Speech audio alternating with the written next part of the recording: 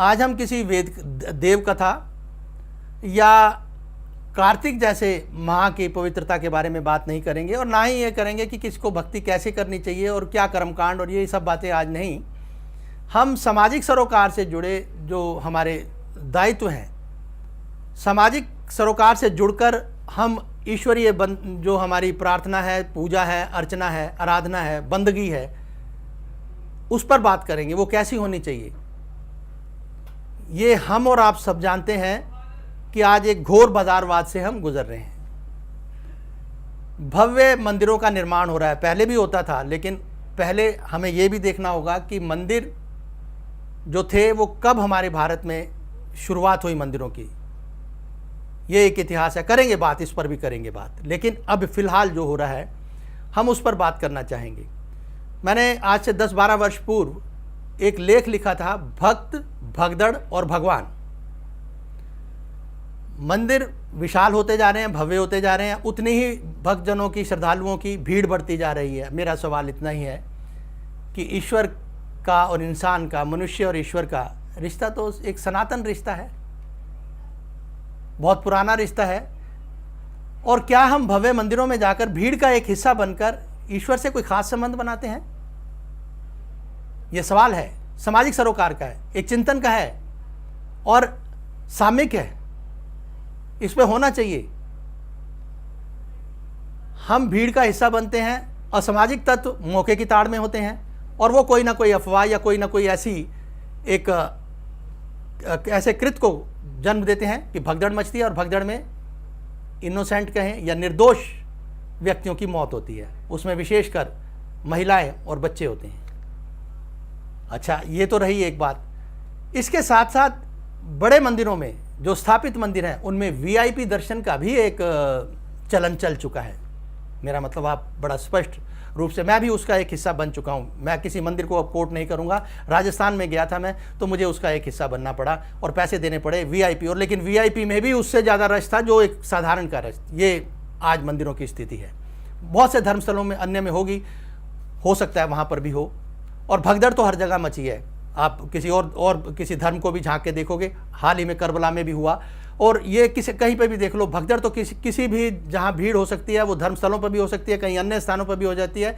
लेकिन ये भीड़ जो क्यों बढ़ रही है, सवाल ये है, विशेषकर हमारा, क्योंकि ये सुप्रभात कार्यक्रम धर्म से जुड़ा है, भगवान की भक्ति से जुड़ा है, इस करके हम धर्मस्थलों को ज़्यादा ले रहे हैं कि धर्मस्थलों पर आज भीड़ क्यों बढ़ रही है। क्या मनुष्य में भगवान के प्रति ऐसा प्यार उमड़ा है कि वहीं जाकर उसे वो भगवान के दर्शन होते हैं? क्या वजह क्या है? ये चिंतन के एक हमारा वो है। लेकिन वीआईपी की जब बात करते हैं तो वीआईपी पे तो मनोज कुमार एक बहुत भारतीय सिनेमा के प्रसिद्ध कलाकार हैं। उन्होंने बहुत सी फिल्में बनाई हैं। तो उन्होंने आज 40-45 वर्ष पूर्व एक यादगार फिल्म बनाई थी।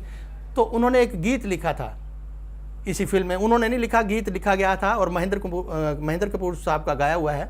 तो उसमें यह लिखा था कि आए जहां भगवान से पहले किसी धनवान का नाम, उस मंदिर को छोड़ के, इस तरह से, मतलब उन्होंने कहा है कि उस मंदिर को भगवान को छोड़ जाएंगे, कुछ इस तरह के बोल हैं। वो गीत हम आपको सुनवाते हैं कि वीआईपी दर्शन क्यों हो। बहुत मुमकिन है कहीं पर ज़रूरत होती भी होगी, हम उस अपवाद को भी नज़रअंदाज नहीं कर रहे। लेकिन इन जनरल जब हम बात करते हैं, वीआईपी दर्शन अलग हैं, आम भक्तों की जो दर्शन है वो अलग हैं। ये कैसा व्यापार है मंदिरों में कहें या कहीं और धर्मस्थलों की बात करें हम, ये कैसा व्यापार है? बाजारवादी सोच है या नहीं है? ये एक चिंतन का प्रश्न है। लेकिन इस गीत को आप सुनिए, आए जहां भगवान से पहले किसी धनवान का नाम। आए जहां भगवान से पहले किसी धनवान का नाम, उस मंदिर के द्वार खड़े खुद रोए कृष्ण और राम। धनवान को पहले मिले भगवान के दर्शन को तरसता रहे जो भक्त हो निर्धन। ये दक्षिणा की रीत ये पंडों के छलावे, दुकान में बिकते हुए मंदिर चढ़ावे, ऐसे ही अगर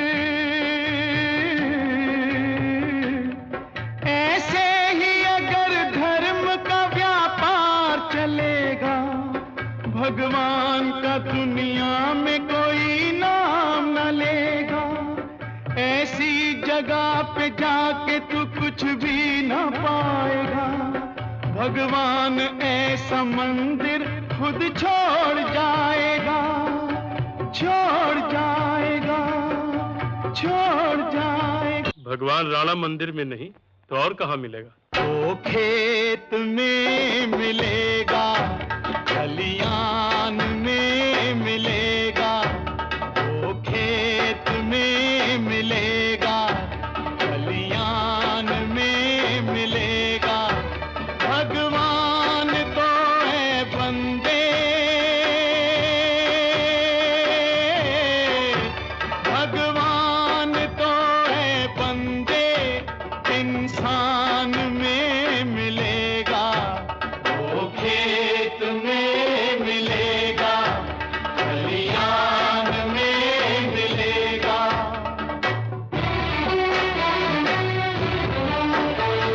धनवान जो है झूठा, शैतान के बराबर, निर्धन अगर है सच्चा, भगवान के बराबर। वो ढोंग में नहीं है, ईमान में मिलेगा, वो खेत में मिलेगा। तो धर्मवृंदो, आपने सुना कि वो खेत में मिलेगा, खलियान में मिलेगा, भगवान तो है बंदे, इंसान में मिलेगा। बात तो ठीक है कि इंसान में ही मिलेगा। इंसान और भगवान का रिश्ता है क्या, किस तरह, कितना ये सुदृढ़, कितना सनातन, कितना पुराना और कितना सच्चा ये है, इसको मानना होगा, इसे समझना भी होगा। सिर्फ भीड़ का हिस्सा बन के हम भगवान के साथ अपने रिश्तों की पुष्टि नहीं कर सकते। एकांत में भी लोग उसका सिमरन करते हैं, याद करते हैं। और हम ये भी नहीं कहते कि मंदिरों में नहीं जाना चाहिए, बहुत अच्छी बात है।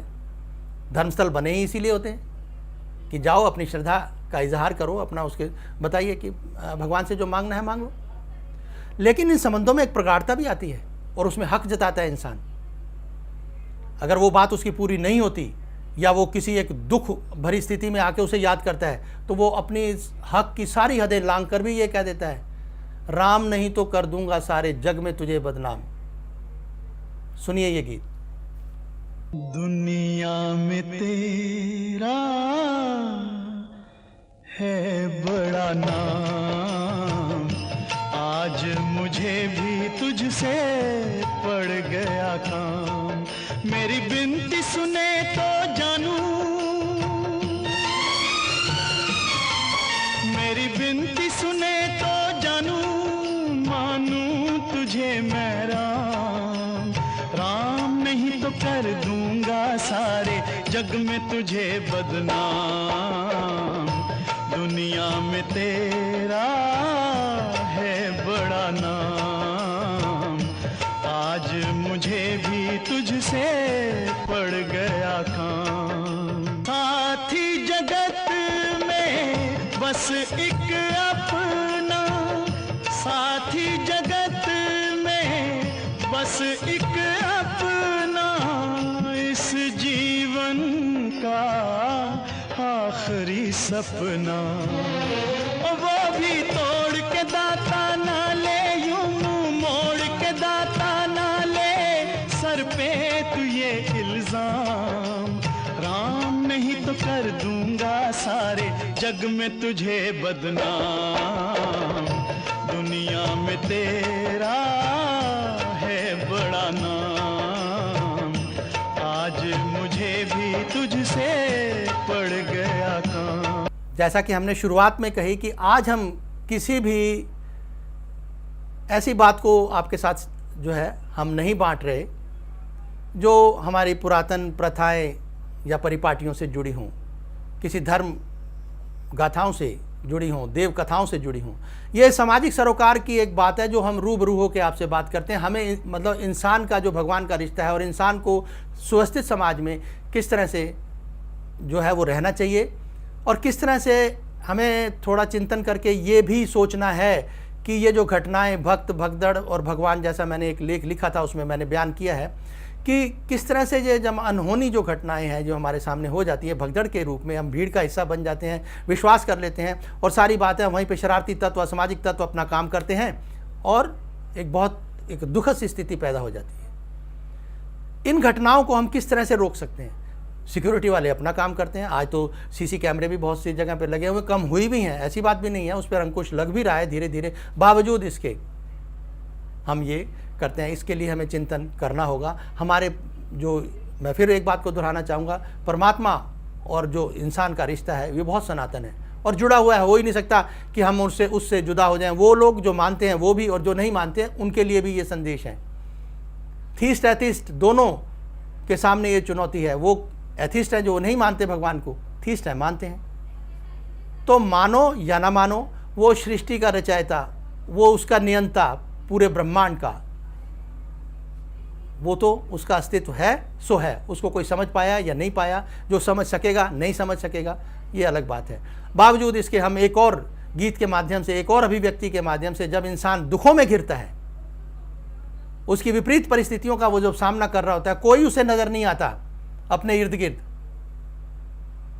तो वो ये भी क्या उठता है, ये क्या किया रे दुनिया वाले। सुनिए ये गीत। ये क्या किया रे दुनिया वाले, जहाँ के गम तूने सभी मुझको दे डाले।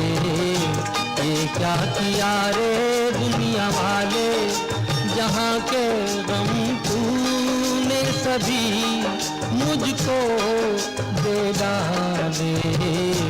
ये क्या किया रे दुनिया वाले।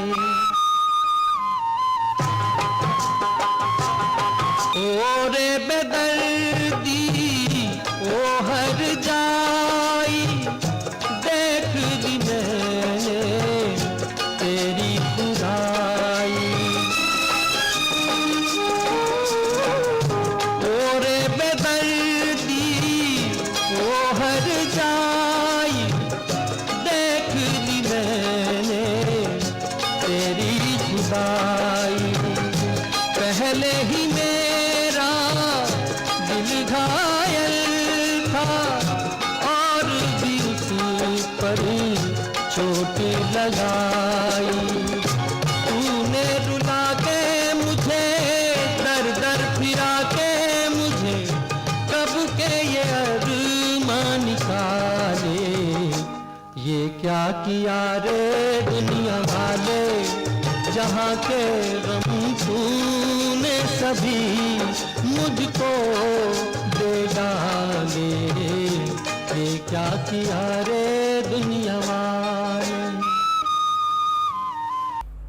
मुझे उम्मीद है कि ये बहुत साधारण अभिव्यक्ति में हमने कोशिश की आज के इस एपिसोड में समझाने की कि इंसान और जो भगवान का रिश्ता है वो कैसे हम समझ सकते हैं, कैसे उसको और भी प्रगाढ़ किया जा सकता है, कैसे हम भक्ति मार्ग पर चलकर उस रिश्ते को और भी सुदृढ़ कर सकते हैं, कैसे और भी ज्ञान को हम अपने भीतर समा सकते हैं।